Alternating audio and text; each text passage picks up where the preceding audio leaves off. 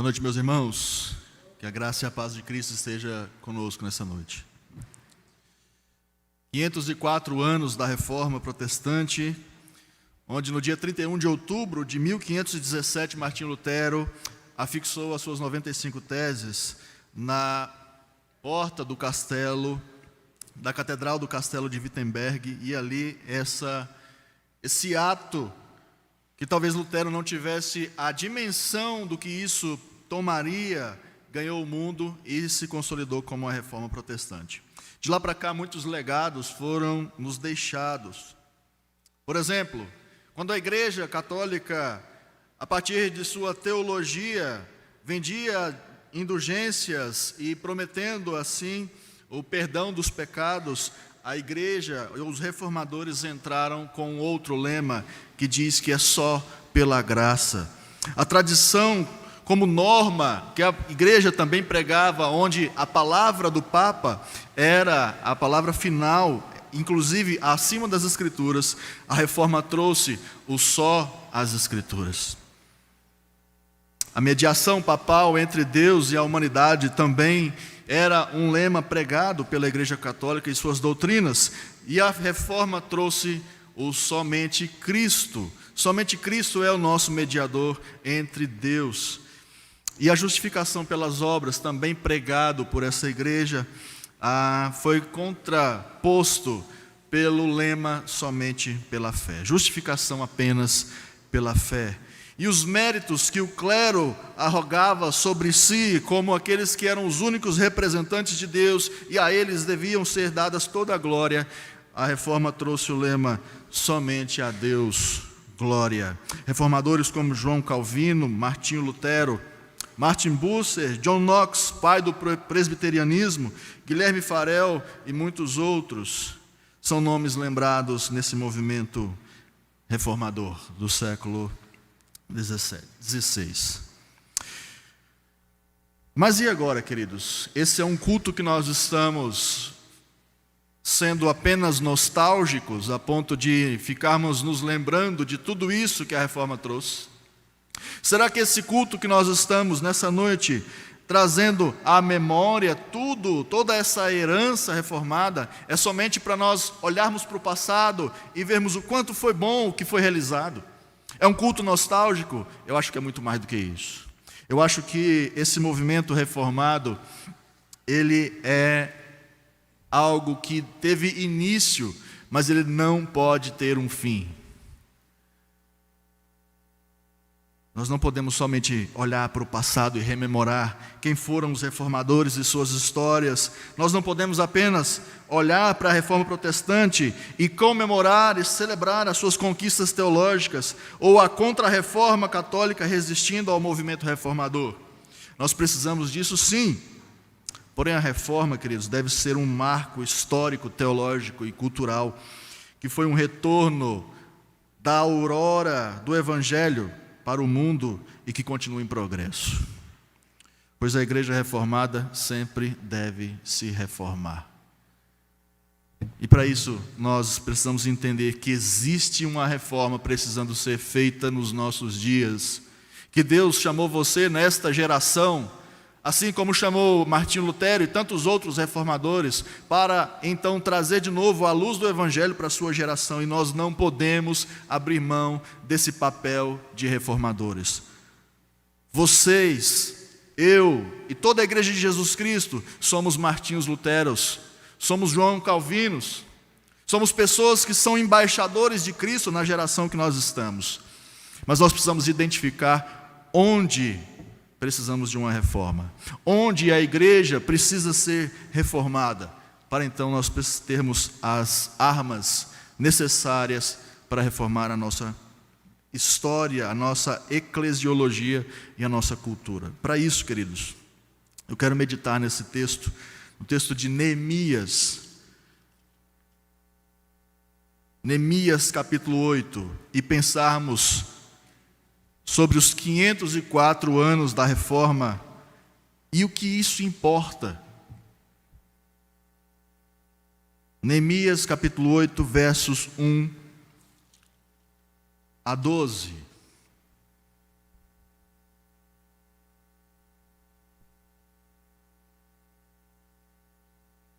E eu convido os irmãos a se colocarem de pé para nós lermos. Eu farei a leitura e os irmãos acompanhem.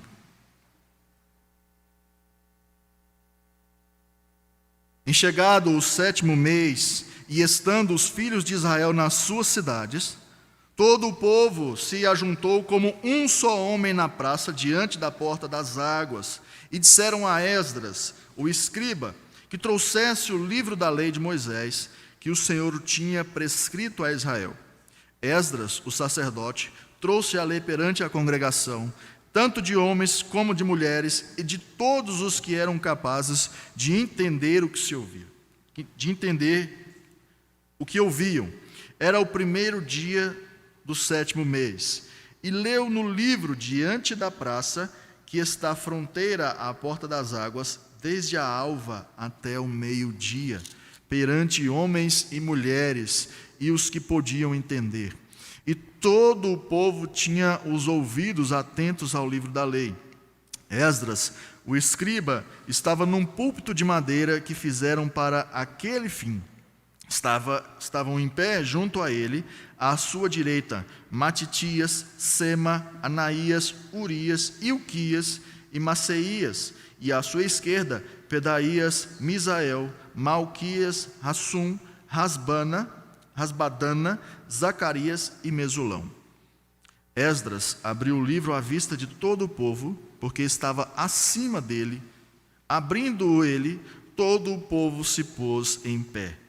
Esdras bendisse ao Senhor, o grande Deus, e todo o povo respondeu: Amém, amém.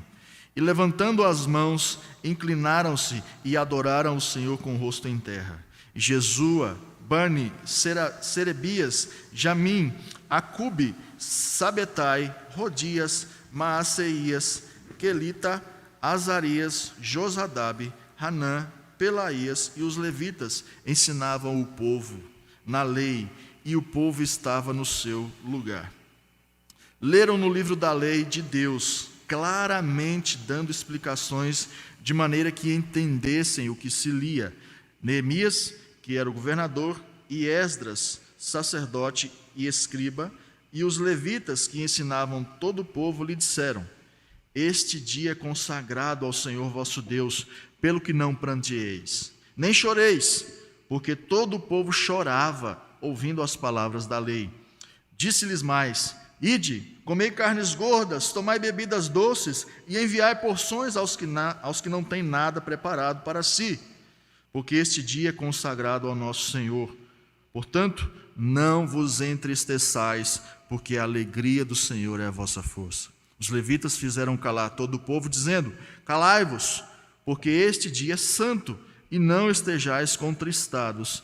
Então todo o povo se foi a comer e beber, a enviar porções e a regozijar-se grandemente, porque tinham entendido as palavras que lhes foram explicadas. Amém.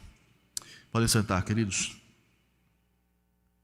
Como nós dissemos, nós precisamos sim relembrar aquilo que aqueles homens fizeram no passado, e nós estamos colhendo frutos do que eles plantaram naquele momento histórico, onde o Senhor Deus colocou cada um para realizar as suas obras. Mas a igreja precisa manter-se reformando constantemente, porque os dias são maus. Os dias são maus, o velho homem que habita em nós ainda tende a uma corrupção da boa teologia e da boa religião. E nós não estamos imunes a isso.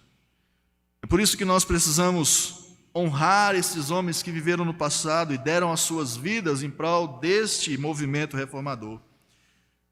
Mas nós não podemos nos esquivar da responsabilidade de continuarmos reformando.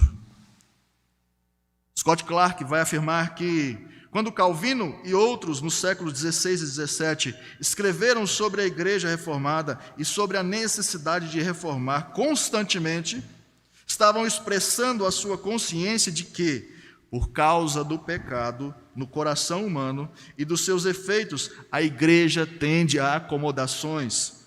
A reforma pode ser e tem sido alcançada nessa vida, mas não é fácil mantê-la. Na época da Genebra, do final do século XVII, a igreja havia desfrutado do ministério de alguns dos mais corajosos ministros e mestres da reforma.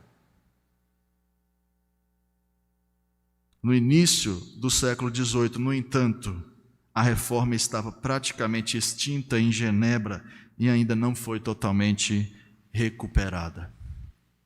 Queridos, um movimento reformador ele não pode acabar. O movimento reformador ele tem que continuar porque nós estamos num mundo que é mau. E a igreja do Senhor precisa se manter nesse processo para que ela não esteja simplesmente falando do passado e sem atentar-se para a sua geração. E qual a causa do movimento reformador precisar de constante atividade? Naquela época, havia o cativeiro católico, aquilo que nós chamamos de cativeiro católico, no qual a igreja permitiu a contaminação doutrinária com práticas mundanas como a ganância, a opressão sobre o povo, a luxúria.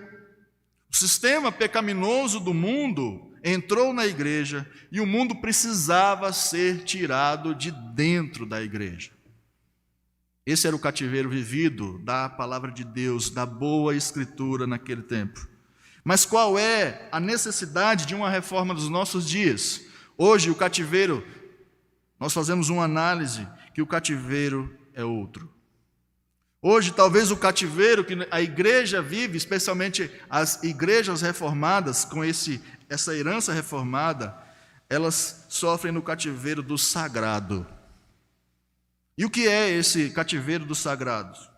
Pelo medo da contaminação que nós temos, ou por meio do despreparo teológico, a igreja não quer mais voltar para o mundo com a sua mensagem.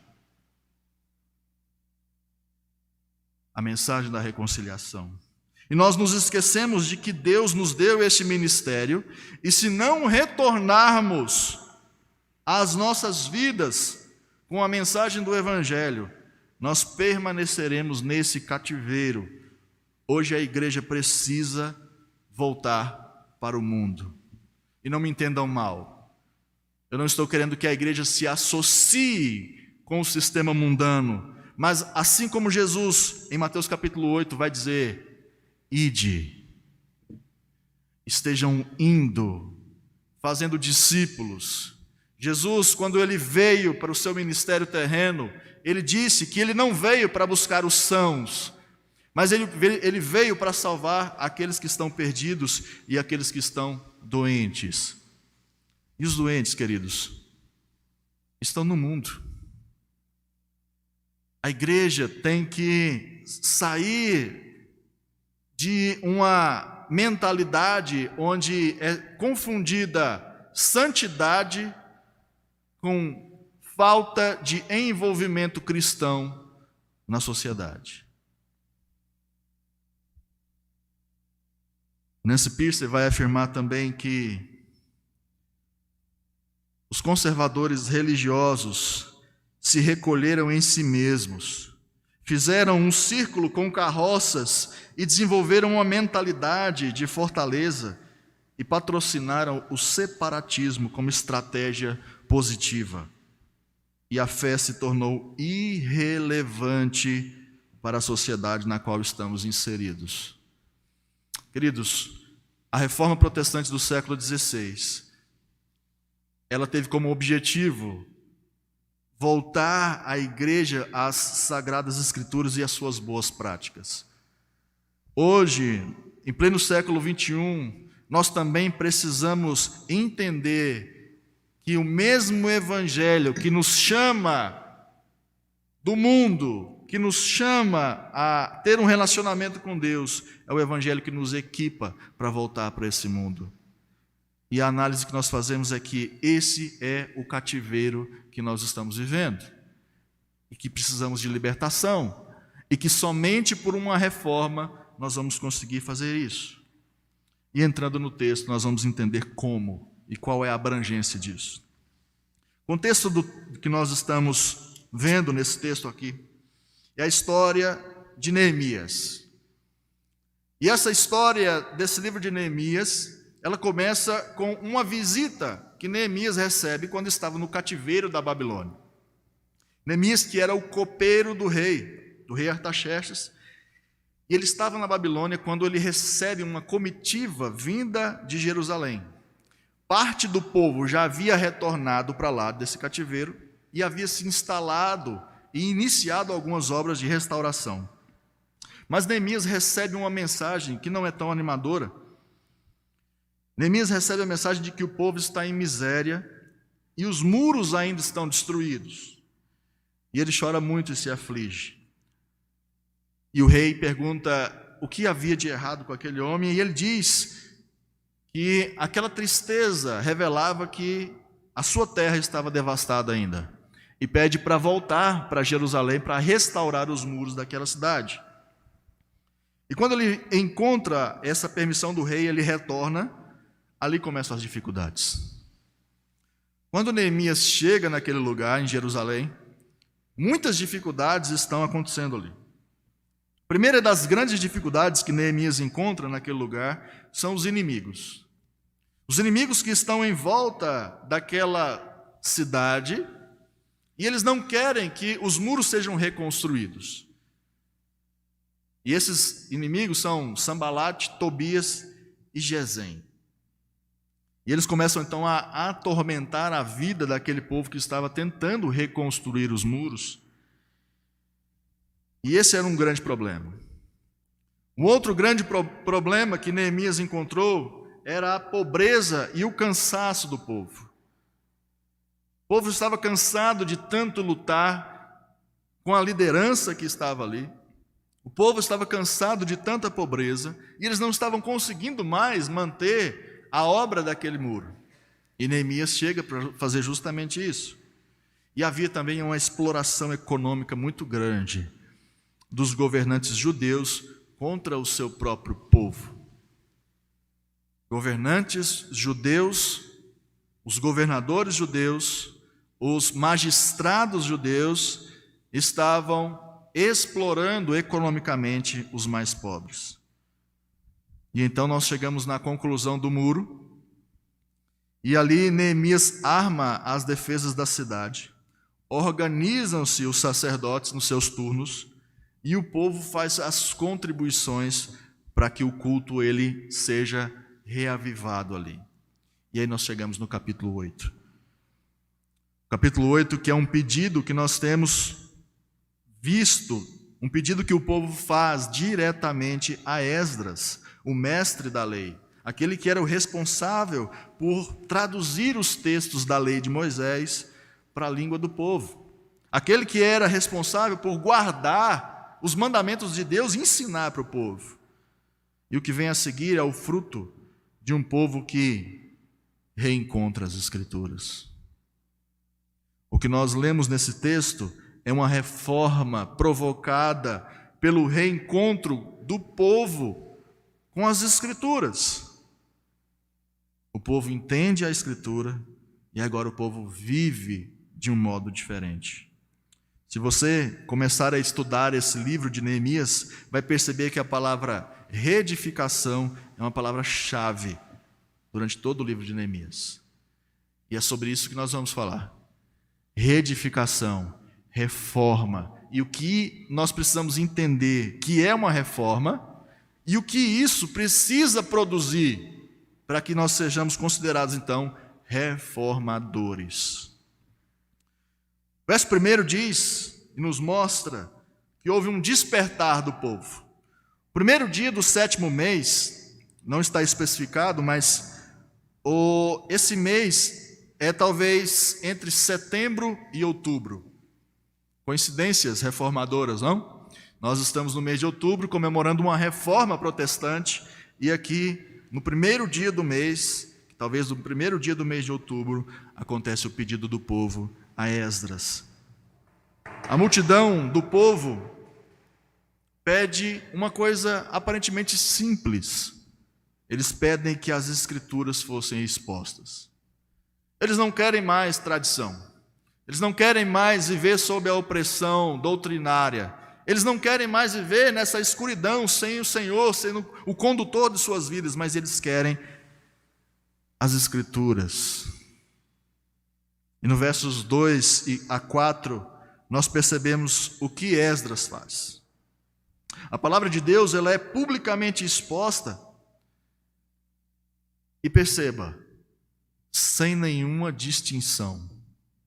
A palavra de Deus, ela é exposta a homens, mulheres, jovens, crianças e todos que estavam ouvindo ali e que tinham a capacidade de entender o que era dito. Isso mostra que uma reforma ela é abrangente. Isso mostra que nós jamais podemos subestimar, inclusive, a capacidade daquelas crianças que saíram daqui de entender o que é uma reforma. Aquilo ali embaixo, queridos, não é uma salinha.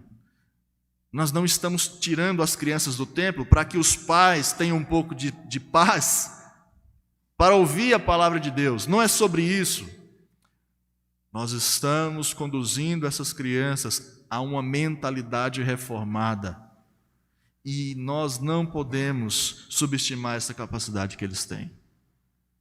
Todas as pessoas aqui ouviram a palavra de Deus. Provavelmente Esdras pregou das 6 da manhã até o meio-dia. E o povo estava atento. Sede pela palavra de Deus. E Esdras estava num púlpito. E mais uma vez nós podemos fazer um paralelo com aquilo que é uma característica reformada. A centralidade da palavra de Deus, a centralidade de um púlpito na igreja.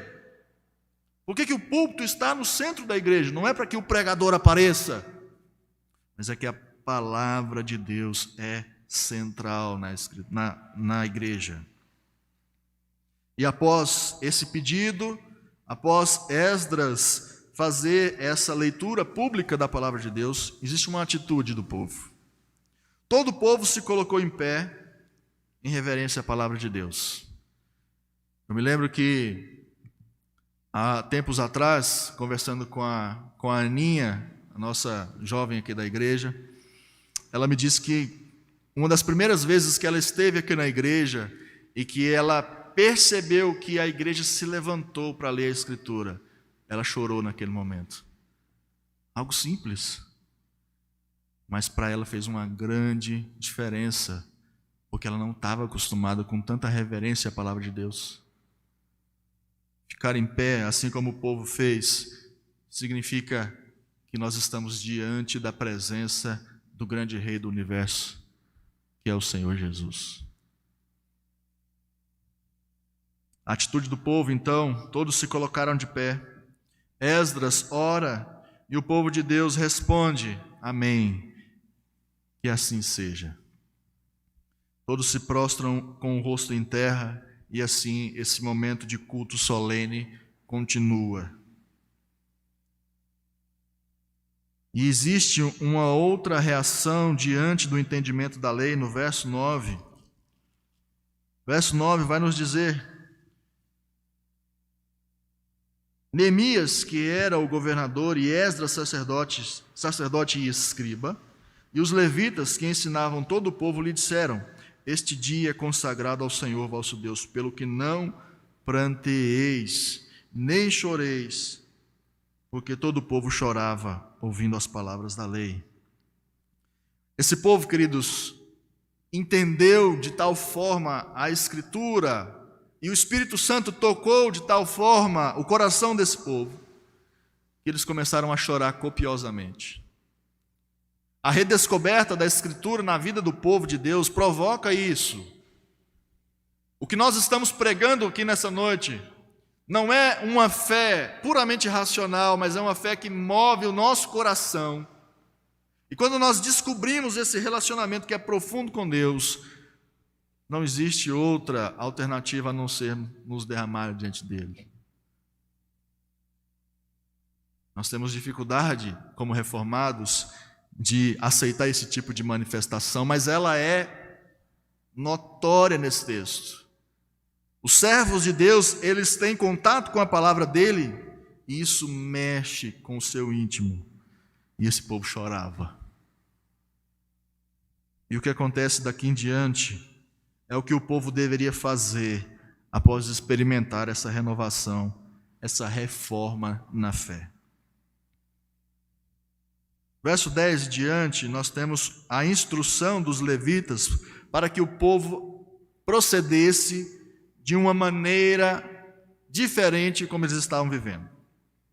A primeira coisa que Deus, e a partir desses levitas e a partir de Esdras, que estavam explicando a lei, a primeira coisa que eles ordenam a esse povo: parem de chorar. Parem de chorar, porque esse dia é consagrado ao Senhor. E cai por terra uma teoria de que, para ser reformado, nós precisamos ser sisudos, precisamos ser tristes, nós não podemos fazer festa ao nosso Deus. E aqui a palavra de Deus está nos mostrando que os líderes religiosos estavam dando essas ordens para o povo: parem de chorar.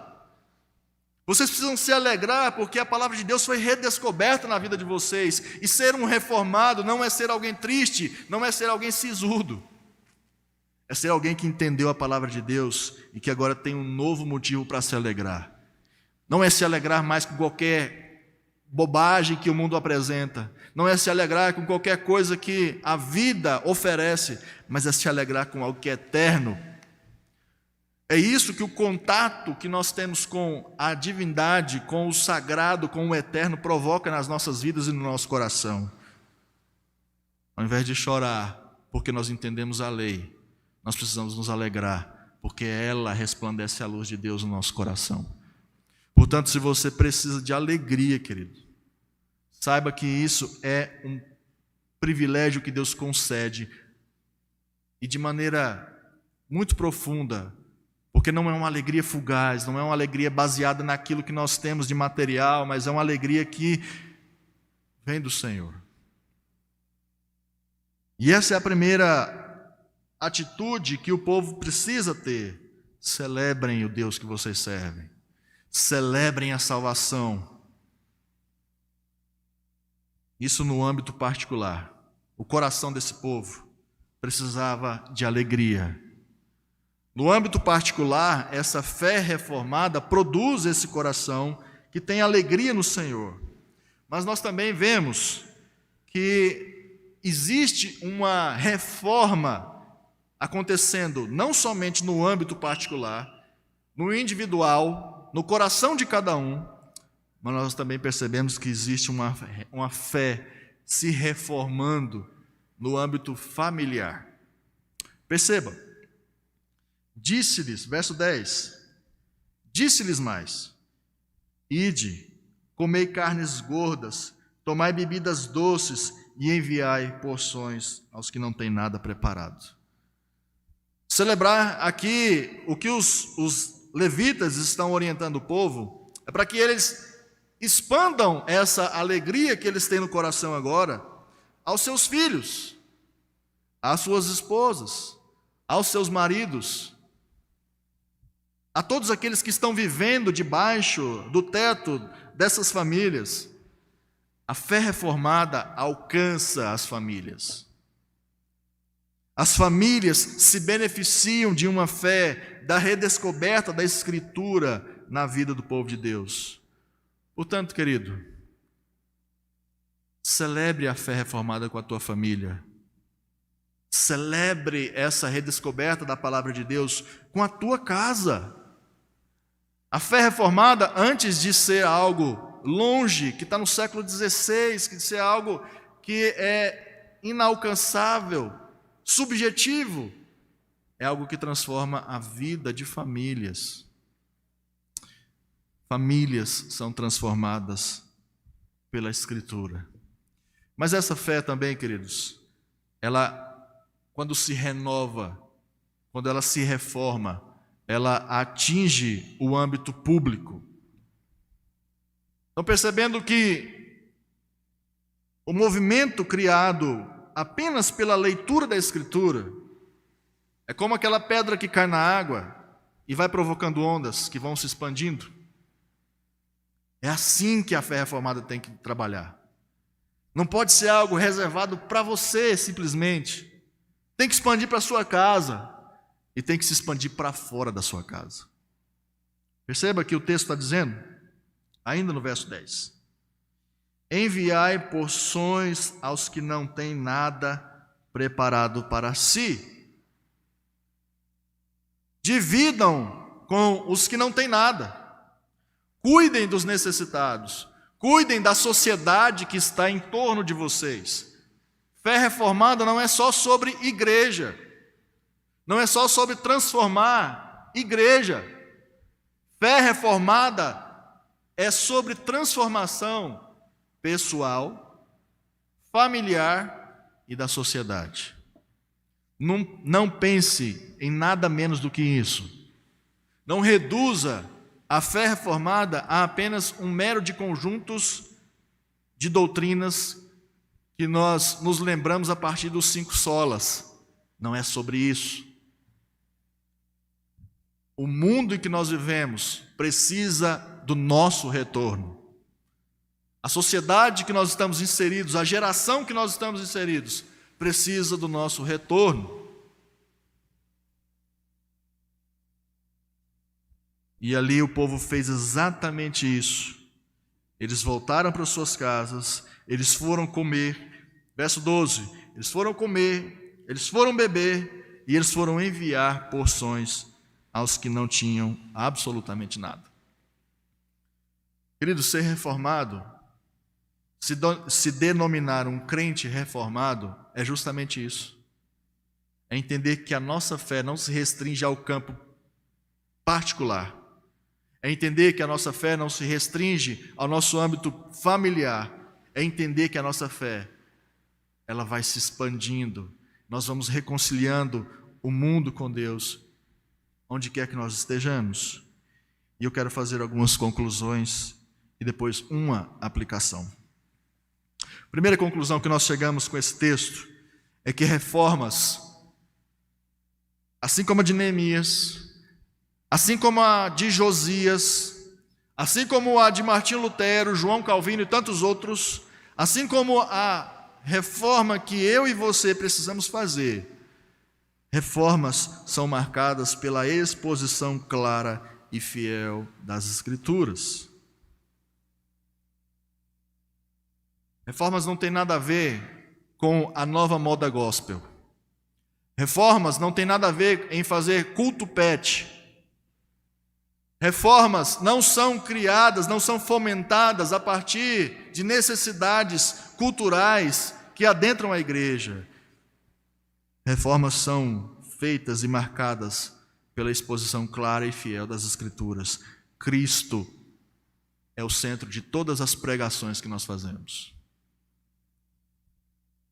Segunda conclusão que nós fazemos: reformas são marcadas por um profundo senso de necessidade de Deus. O povo chorou quando descobriu as Escrituras. O povo teve o seu coração aquecido de tal forma que ele chorava copiosamente, a ponto de os levitas terem que acalentar o povo. Parem de chorar, vocês não precisam mais prantear, porque a luz de Deus brilhou sobre vocês. E nosso coração precisa dessa necessidade diária. Se quisermos manter viva essa reforma protestante, o que nós precisamos é manter viva essa necessidade de Deus. E a terceira e última conclusão, e vamos partir para uma aplicação, é: reformas são marcadas por transformações abrangentes. Não é somente reformar a espiritualidade, mas preste atenção, não é sobre reformar a espiritualidade apenas, mas redimir a criação. Quando você percebe os frutos de um movimento reformado, você percebe que o que está sendo restaurado era a paz perdida lá no Jardim do Éden. A paz pessoal com Deus, a paz entre o nosso semelhante e a paz com a criação.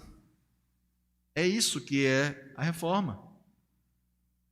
É assumir os mandatos que Deus deu para nós. as responsabilidades de cuidar do nosso próximo, cuidar do nosso relacionamento com Ele e cuidar da criação. Reformas são sobre o retorno aos relacionamentos como eles deveriam ser, lá no Jardim do Éden. Eu quero fazer uma aplicação para encerrarmos essa exposição. 504 anos da Reforma. E o que nós devemos fazer na nossa geração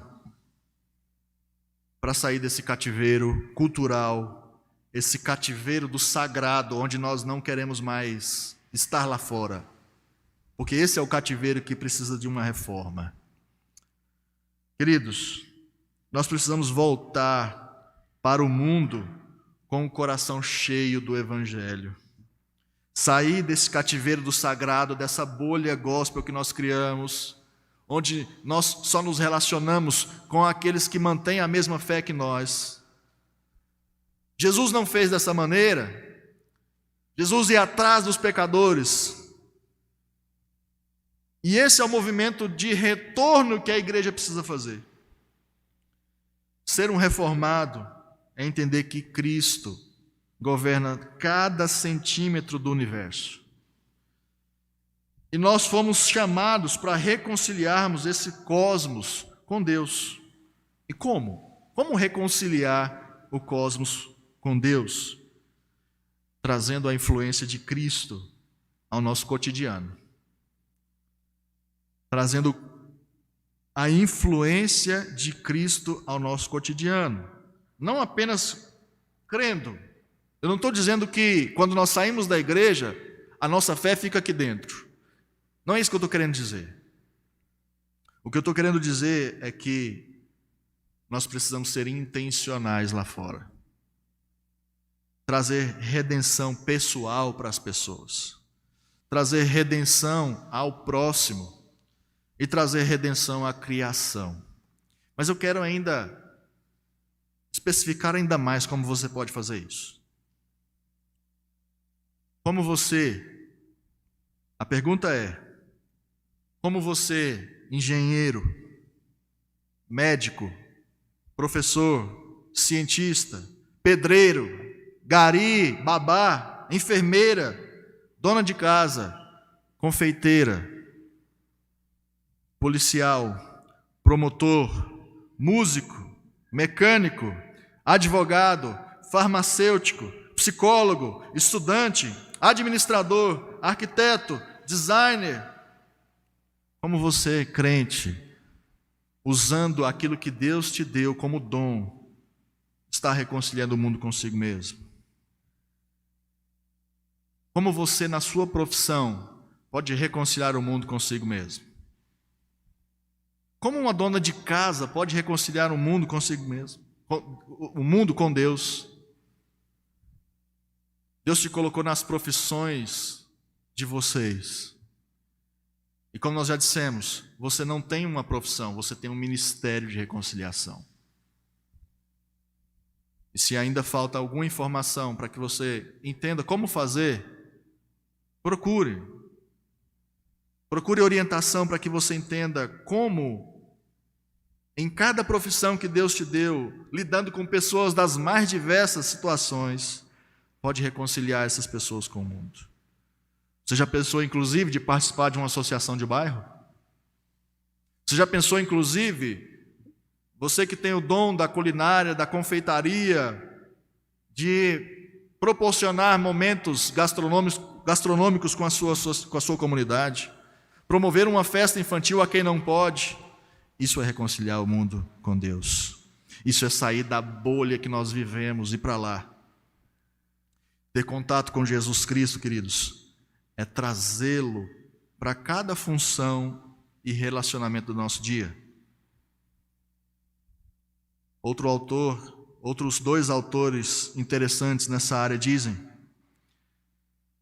citando Lutero: assim, Lutero imagina que Maria, logo após receber a visita do anjo Gabriel, simplesmente retorna a seus afazeres domésticos, ordenhar, cozinhar, lavar, varrer. A mesma pessoa que foi chamada para gerar o Filho de Deus, foi chamada para servir o jantar na mesa. Essa é a beleza de uma vida, queridos, que experimenta as maravilhas celestiais, mas que retorna para a sua vida cotidiana, para aromatizar o mundo com o bom perfume de Cristo. Entenda que você pode ser um reconciliador, um reformador na profissão que Deus colocou você para fazer. Isso é manter a fé reformada andando. Isso é reconciliar o mundo consigo mesmo. E eu quero encerrar dizendo que a reforma protestante, ela deixou muitos legados espirituais, boa doutrina, os 5 solas, os 5 pontos do calvinismo, mas a reforma protestante e a reforma que nós também precisamos fazer, e a reforma que Neemias também pôde experimentar com o seu povo, deixou legados sociais. Quer saber quais foram os legados sociais da reforma protestante que eu e você também podemos aderir? Criação de um modelo educacional público e para todos. Se o mundo hoje conta com educação pública, foi porque Lutero pensou isso lá atrás. O tipo de governo democrático, representativo que nós temos foi inspirado no modelo presbiteriano de governo da igreja. Eleição, representantes, os presbíteros como representantes do povo, representantes de Deus. O modelo de governo que nós temos hoje é um modelo inspirado na reforma. Se você tem a sua Bíblia na mão, traduzida no seu idioma, é porque a reforma também popularizou isso. Aliás, os reformadores queriam que o povo aprendesse a ler, para que cada um pudesse ler a Escritura na sua casa. A reforma também trouxe uma ênfase no trabalho, gerando melhorias na área econômica regional. Tem-se notícia, inclusive, de que cidades onde a reforma chegava e se instalava e dava certo, prostíbulos fechavam, bares, tabernas fechavam. Por quê? Porque as pessoas se convertiam a essa fé, porque agora o fruto do trabalho que elas obtinham não era mais gasto com futilidade, e as pessoas iam adquirindo certo padrão econômico. Não porque elas acumulavam para si, mas porque elas deixavam de gastar com aquilo que não era pão. Legado econômico. Abertura de hospitais públicos. Inclusive Calvino, lá em Genebra, onde funcionava um mosteiro, Calvino abriu um hospital público. Isso é reforma. Reforma não é somente doutrina, espiritualidade, até porque Deus não abandonou esse mundo, e nós não podemos abandonar esse mundo. Deus ainda sustenta esse mundo com as suas leis, com a sua graça comum, e nós não podemos abandonar o mundo como se nós fôssemos extremamente santos e não podemos nos misturar com eles. Nós precisamos sair para lá. Mas você quer alguns exemplos mais próximos? A reforma trouxe para o Brasil, inclusive, a fundação da Universidade Mackenzie, uma das maiores universidades da América Latina, fé reformada. Fundação de jornais, fundação daquela que nós conhecemos como a Missão Kaiowá, uma missão que funciona no Mato Grosso do Sul e conta com 4 escolas, um hospital indígena e a evangelização dos povos indígenas na região. Fé reformada. Mas você quer exemplos mais próximos ainda? Em Goiânia, fundação dos colégios IP. A fé reformada é uma fé que se preocupa tanto com a espiritualidade quanto com esse mundo aqui. Transformar o mundo, cuidar das pessoas, cuidar das demandas sociais. Isso é uma fé reformada. Mas talvez você queira um exemplo mais próximo ainda. Na IPSU, durante 30 anos criou e sustentou o que nós conhecemos como o Projeto Água Branca. Projeto que cuidou de centenas de crianças pobres no setor Água Branca, onde funcionava a nossa congregação. E desse fruto, desse projeto Água Branca, que foi um projeto social de uma igreja reformada, eu posso dizer que eu sou filho de lá. Fé reformada que transforma realidades. Essa é a demanda de vocês, reformadores.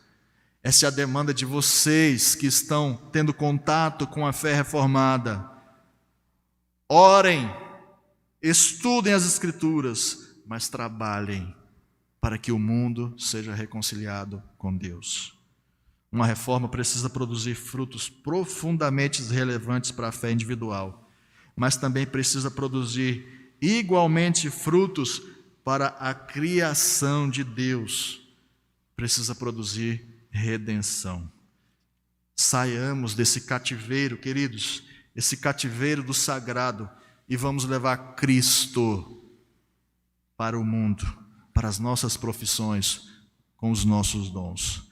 Isso é a igreja reformada, sempre reformando. Que Deus nos abençoe.